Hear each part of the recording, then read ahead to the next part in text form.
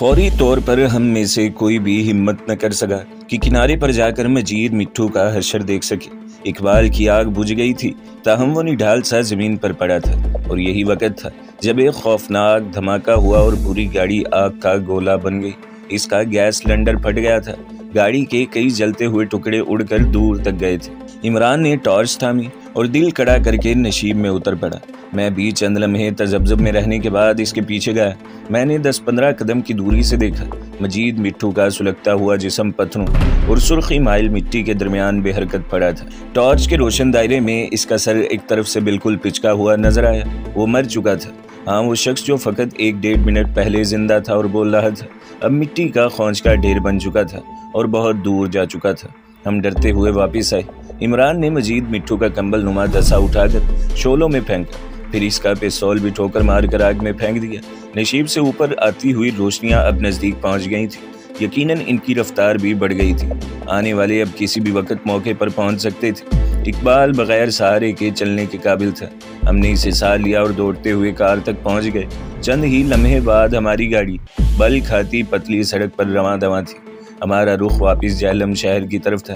اقبال کی پتلون تقریباً نکر کی شکل اختیار کر چکی تھی۔ مجھے اس کی ٹانگوں پر جلنے کے سرخی مائل نشان نظر آئے، کہیں کہیں جلد چھل بھی گئی تھی، تاہم وہ زیادہ تکلیف محسوس نہیں کر رہا تھا۔ سوری یار، جو کچھ ہوا بالکل اچانک ہوا، اقبال بولا۔ میں اپنی غلطی مانتا ہوں، مجھے سگار منہ میں نہیں رکھنا چاہیے تھا۔ مجھے بھی امید نہیں تھی کہ وہ اس حالت میں ایسا کام کرے گا۔ بڑا ڈھیٹ پن دکھایا اس نے، لگتا ہے کہ وہ ہماری توقع سے زیادہ سخت جان تھا۔ عمران نے کہا۔ میری نگاہوں میں سگار گرنے اور پھر ایک دم آگ بھڑک اٹھنے کے مناظر گھومنے لگے۔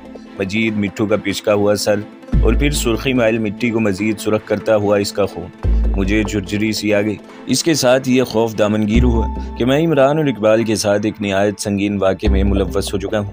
اگر پولیس تفتیش میں یہ حادثہ نہ رہتا، قتل بن جاتا، تو پھر میں بھی ملزمان کی فہرست میں آتا تھا۔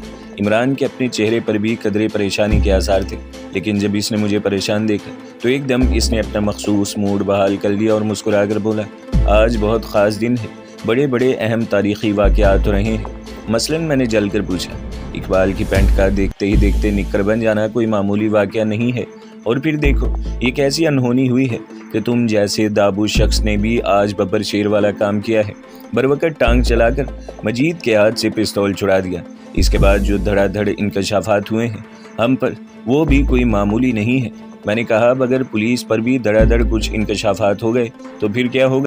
تم نے مجید کو قریباً 1.5 گھنٹہ رسیوں سے باندھے رکھا ہے، اگر اس کے جسم پر رسی کے نشان مل گئے تو اس سارے واقعے کا رخ ہی بدل جائے گا۔ اور پھر جو لوگ نیچے کسی بستی سے موقع کی طرف آ رہے تھے وہ پتہ نہیں کون تھے، ہو سکتا ہے کہ ان میں سے کوئی بندہ پہلے الٹی ہوئی گاڑی کو دیکھ گیا ہو اور پھر نیچے سے بستی والوں کو لے کر اوپر آ رہا ہو۔ ایسے میں یہ بھی ہو سکتا ہے کہ اس نے ہماری گاڑی اور اس کا نمبر بھی دیکھ لیا ہو، عمران نے طنزیہ انداز میں کہا۔ اور یہ بھی ہو سکتا ہے کہ اس نے دور سے تمہاری تصویریں بھی اتار لی ہوں، اور یہ بھی ہو سکتا ہے کہ وہ خفیہ پولیس ہی کا کوئی بندہ ہو، اور یہ بھی ہو سکتا ہے کہ اس نے پھرتی دکھائی ہو اور ہماری اس مہران کے نیچے سگنل چھوڑنے والی کوئی ڈیوائس بھی لگا دی ہو۔ یار، ایک تو تم سب سے پہلے وہ بات سوچنے لگتے ہو جو سب سے بعد میں اور سب سے برے حالات میں سوچنی چاہیے۔ بالکل پرسکون رہو، کچھ نہیں ہوگا، اللہ سے اور اپنی پولیس کی طرف سے پر امید رہو۔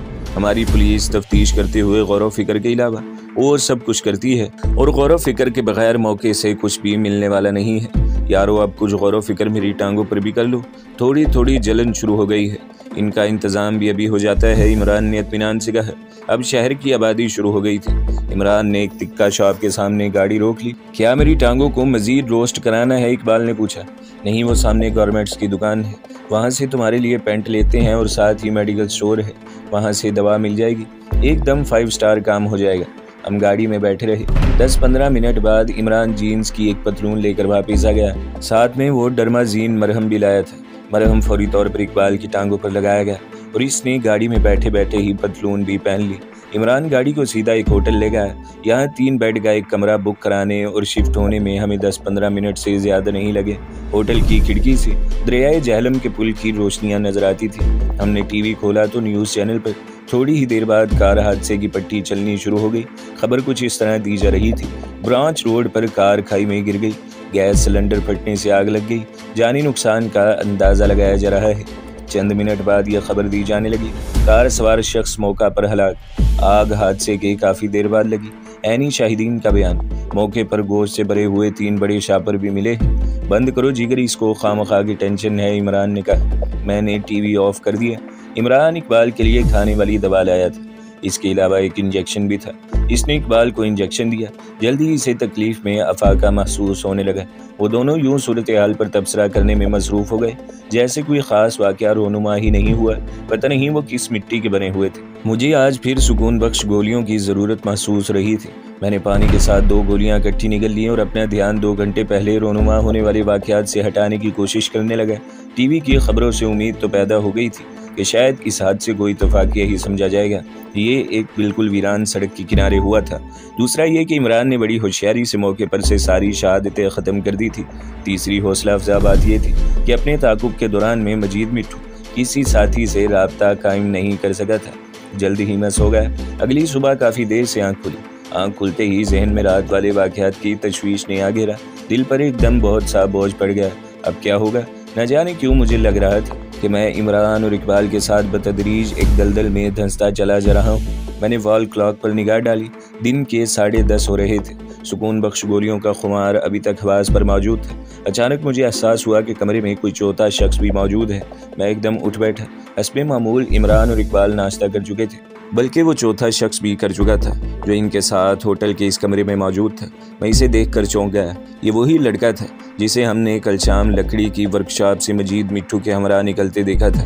मुझे जागते देखकर इमरान ने अपने पीछे आने का इशारा किया और कमरे से बाहर निकल गया। मैं भी लड़के का जायजा लेते हुए इमरान के पीछे होटल की बालकनी में आ गया।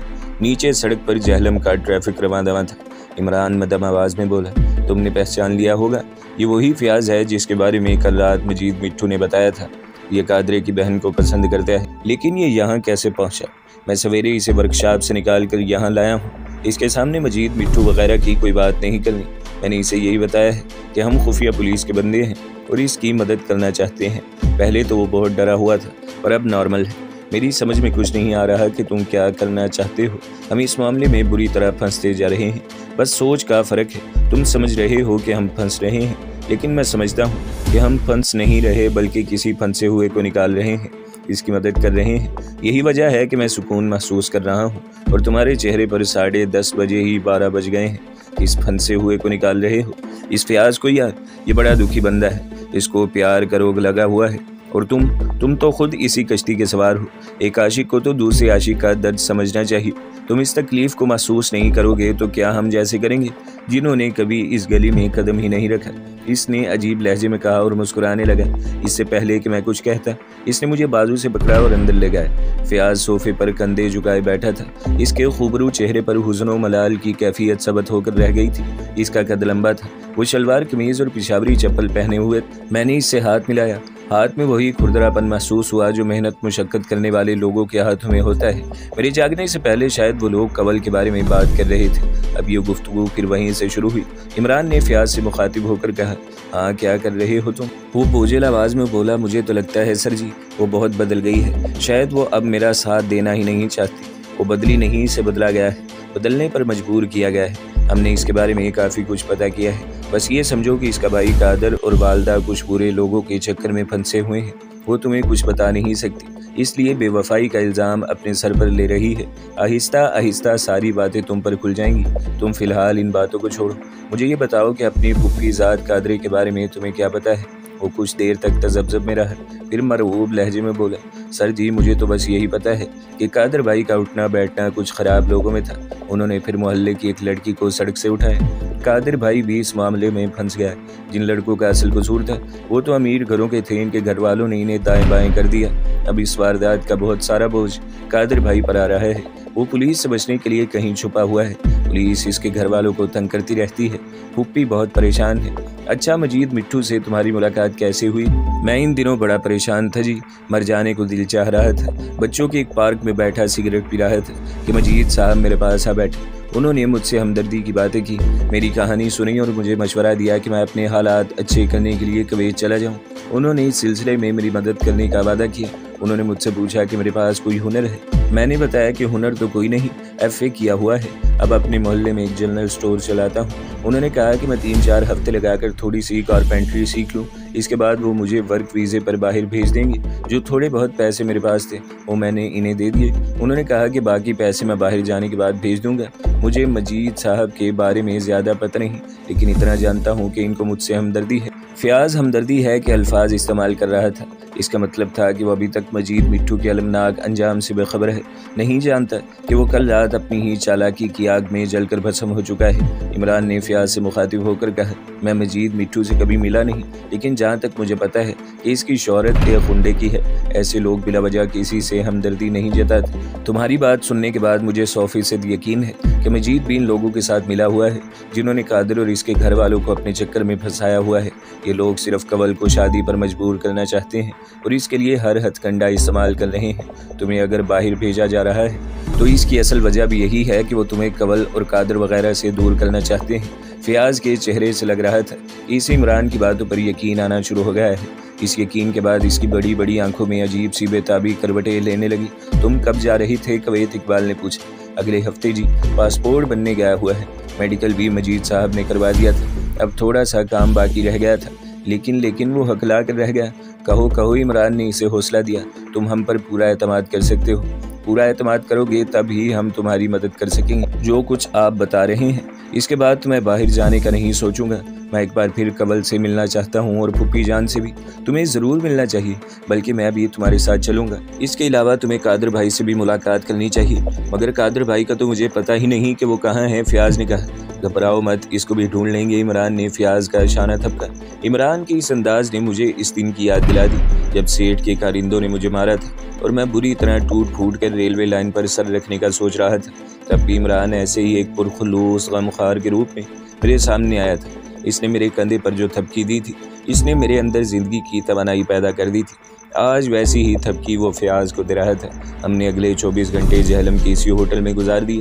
مجید مٹھو کا موبائل فون ابھی تک عمران کے پاس تھا، لیکن اس نے اسے آف کر دیا تھا۔ میں نے اسے کہا تھا کہ وہ اسے ضائع کر دے، مگر ابھی تک اس نے میری بات نہیں مانی تھی۔ اقبال کو اپنی جلی ہوئی ٹانگوں کے سبب چلنے پھرنے میں تکلیف ہو رہی تھی، تاہم وہ اسے برداشت کر رہا تھا۔ فیاض ہمارے ساتھ ہی تھا، وہ اس سازش سے کافی حد تک آگاہ ہو چکا تھا جو کنول کے گھر والوں کے ارد گرد بنی جا رہی تھی، اور جس سے خود فیاض بھی بری طرح متاثر تھا۔ آہستہ آہستہ باتیں اس کی سمجھ میں آنے لگی۔ ہم اگلے روز جہلم سے لاہور روانہ ہوئے اور قریباً 4 گھنٹے کے سفر کے بعد راوی روڈ پر عمران کے گھر پہنچ گئے۔ یہاں عمران کا ساتھی آصف موجود تھا۔ وہ 30-35 کے پیٹے میں تھا اور درمیانے قد کا خوشباش سا شخص تھا۔ میں اسے عمران کے ساتھ سرکس میں بھی دیکھ چکا تھا۔ ہماری غیر موجودگی میں اس نے قادرے کی دیکھ بھال کی تھی۔ اس نے بتایا کہ قادرہ رات کو روتا گڑ گڑاتا رہتا ہے، کل سے اسے تیز بخار بھی ہے۔ بہرحال گھر واپس پہنچتے ہی عمران نے آصف کو فارغ کر دیا اور وہ اپنی موٹر سائیکل پر چلا گیا۔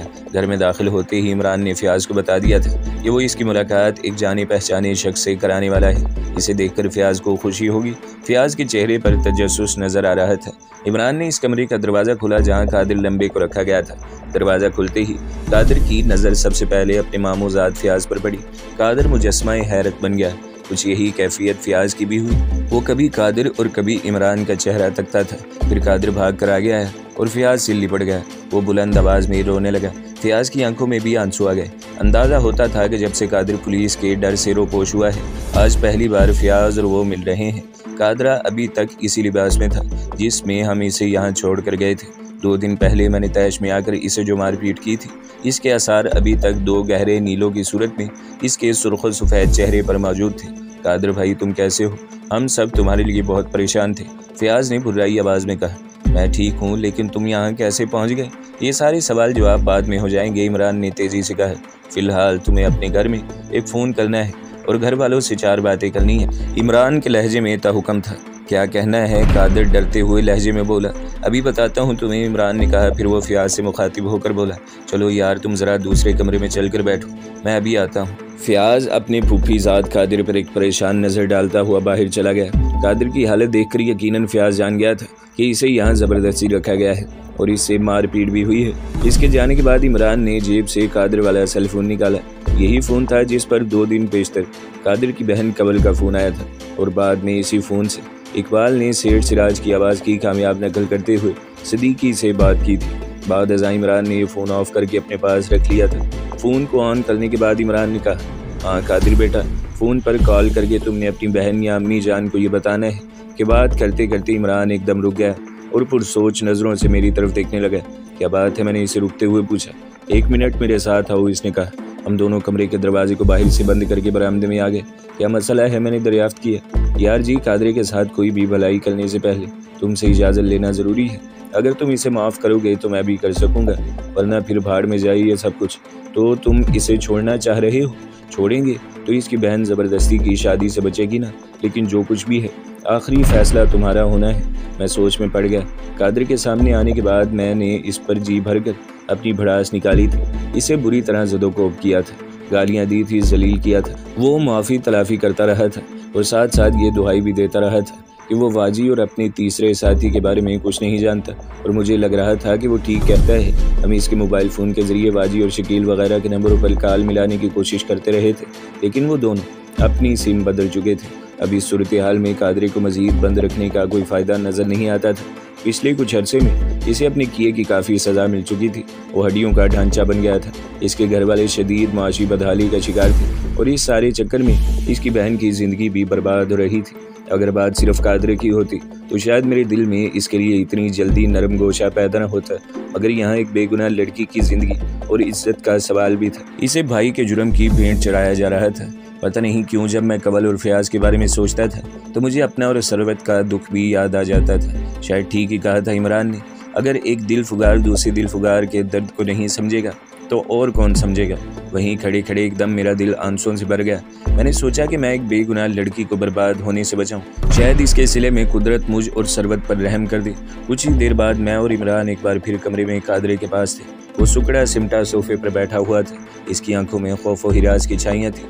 عمران نے موبائل فون اس کی طرف بڑھایا اور بولا، تم نے ترس نہیں کھایا تھا، لیکن ہم تم پر ترس کھا رہے ہیں۔ تیری بہن کو بچانا چاہتے ہیں، جو تیرے کرتوتوں کی سزا زبردستی کی شادی کی شکل میں بھگتنے والی ہے۔ تم بھی سب کچھ جانتے ہو، مگر بے غیرت بنے ہوئے ہو۔ اپنی جان چھڑانے کی وجہ اپنی بے قصور بہن کو دوزخ میں دھکیل رہے ہو یا نہیں؟ قادر کے چہرے پر بزدلی اور خوف کی زردی چھائی رہی، اس کا سر جھکا ہوا تھا، ندامت کے آنسو اس کی گدلی آنکھوں میں چمک رہے تھے۔ چل فون لگا اپنی والدہ کو اور ان کو بتایا کہ فیاض ان سے ملنے آ رہا ہے اور ان کے لیے اچھی خبر لا رہا ہے، وہ ہر صورت اسے ملنے دے۔ فیاض نے ان سے کیا کہنا ہے؟ قادر نے دبی آواز میں پوچھا۔ سوال کرے گا تو مجھے تاؤ آ جائے گا، جس طرح کہہ رہا ہوں اسی طرح کہہ، باقی باتیں تجھے بعد میں بتاؤں گا، چل شاباش۔ قادر نے عمران کی ہدایت کے مطابق اپنے گھر کال ملائی۔ اس کی بہن کول نے ہی کال اٹینڈ کی۔ بھائی آپ کہاں تھے؟ اتنی کالیں کی ہیں کہ انگلیاں دکھنے لگی ہیں۔ چارجر نہیں مل رہا تھا، قادر نے بہانہ بنایا۔ آپ کو پتہ چلا ہے مجید صاحب کے بارے میں؟ کول نے لرزتی آواز میں پوچھا۔ کیوں، کیا ہوا؟ قادر نے چونک کر پوچھا۔ آپ کو واقعی اب تک پتہ نہیں؟ کول کی آواز بھرا گئی۔ قادر نے نفی میں جواب دیا۔ وہ کراہ کر بولی، جہلم کے قریب مجید صاحب کی گاڑی کا ایکسیڈنٹ ہو گیا ہے، وہ موقع پر ہی ختم ہو گئے ہیں۔ ابھی کچھ دیر پہلے صدیقی صاحب آئے ہوئے تھے، انہوں نے بتایا ہے۔ او گاڈ! قادر نے سر تھام لیا، پھر ڈری ہوئی نظروں سے ہماری طرف دیکھا۔ عمران نے جلائے انداز میں اشارہ کیا کہ وہ یہ باتیں چھوڑے اور وہ بات کرے جس کے لیے فون کیا ہے۔ اظہار حیرت اور اظہار افسوس کے چند جملوں کے بعد قادر نے بہن کو بتایا کہ فیاض ایک بہت خاص کام کے لیے ان کے پاس رہا ہے اور اس سے ملنا بہت ضروری ہے، لیکن وہ کیوں آ رہا ہے؟ کول جزبز ہو گئی۔ بس ایک اچھی خبر لا رہا ہے ہم سب کے لیے، باقی باتیں بعد میں بتاؤں گا۔ اس نے رابطہ منقطع کر دیا۔ رابطہ منقطع کرنے کے بعد وہ متعجب نظروں سے عمران کو دیکھنے لگا۔ غالباً وہ عمران کے منہ سے اس بات کی تصدیق چاہتا تھا کہ مجید مٹھو واقعی مر گیا ہے یا زندہ ہے، لیکن عمران نے اس کی تصدیق کی نہ تردید، اور کمرے سے نکل گیا۔ اس گفتگو کے دوران میں قادر عمران کی ہدایت پر کول سے یہ بھی پوچھ چکا تھا کہ صدیقی صاحب تو گھر میں نہیں ہے یا انہیں آنا تو نہیں ہے۔ کول نے ان سوالوں کا جواب نفی میں دیا تھا۔ تو دوستو، اگلی قسط سننے کے لیے ہمارے چینل کو سبسکرائب کریں، ویڈیو کو لائک کریں اور بیل کے آئیکن پر بھی کلک کر دیں تاکہ ہر جو آنے والی ویڈیوز ہیں وہ آپ کو سب سے پہلے ملتی رہیں۔